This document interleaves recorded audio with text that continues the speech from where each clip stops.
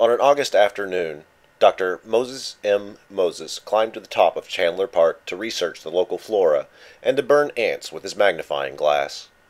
After several hours, Moses thought he heard the voice of God coming from behind a bush.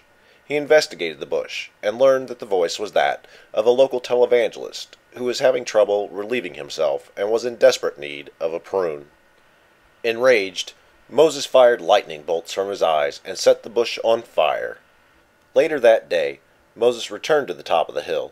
He used the charred remains of the bush to draw naked women's stick figures with extremely large breasts. After closely examining the breasts, Moses came up with an idea. The Atheist 10 Suggestions. Suggestion 1. Relax. Being an atheist is not the end of the world, and just as a theist can be driven mad by his or her beliefs, so too can an atheist. Some atheists, particularly new atheists, seem to believe that the world revolves around their decision to be an atheist. Clearly, the world does not. Suggestion 2. Start over. If you are new to atheism, if you were indoctrinated by parents, religious figures, or other religious means, it should be obvious that most of those beliefs are based on the assumptions provided by that particular religion. Life's journey through atheism doesn't end by declaring oneself an atheist.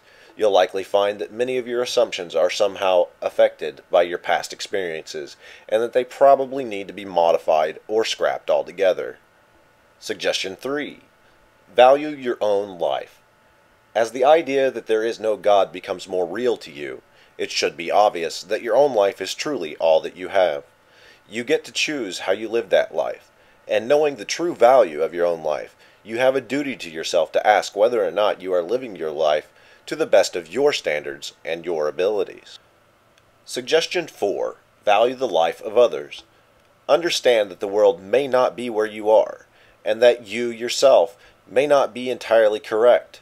While you are certainly under no obligation to believe the opinions of others, you are also under no obligation to be driven mad by those same opinions. Learn the value of proper respect. Learn how to find beauty in life. Suggestion 5. Right-size atheism. Atheism is not a philosophy in itself. It's a lack of a philosophy, a starting point on which you can build a philosophy. Perhaps a few people can make a living off atheism. Most cannot. Make the best of it. Suggestion 6. Remain pliable. Flexibility of beliefs allows for a greater understanding of the world.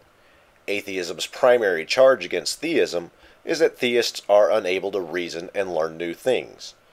Don't be a theist. Suggestion 7. Make friends. Depending on one's circumstances, an atheist's world can be very lonely. There is simply no need for this, and while solitude can in some cases be beneficial, long periods of solitude can be very detrimental. Seek out other atheists or non-religious types, and make sure that you are not so much of an ass that you just run them off. Suggestion 8. Seek sound advice. Don't make the assumption that, since you are an atheist, you are somehow obligated to know everything by yourself. Realize that there are far more sources out there in the real world than there is information bouncing around in your own head. Suggestion 9. Pick your battles. Atheism is a beginning, not an end. Some battles simply aren't worth fighting, and you may find, as you journey through atheism, that there are far more important things in life than atheism, theism, and religion. Understand that not everyone will believe as you do, and they are under no obligation to do so. Suggestion 10. Be happy. While fun is certainly optional, and you can fill your life with whatever you choose, my personal choice is to enjoy life to the fullest extent of my capabilities.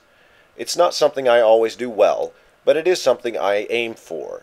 I find happiness in the details of life, in seemingly random patterns, in music, in the characters of other people.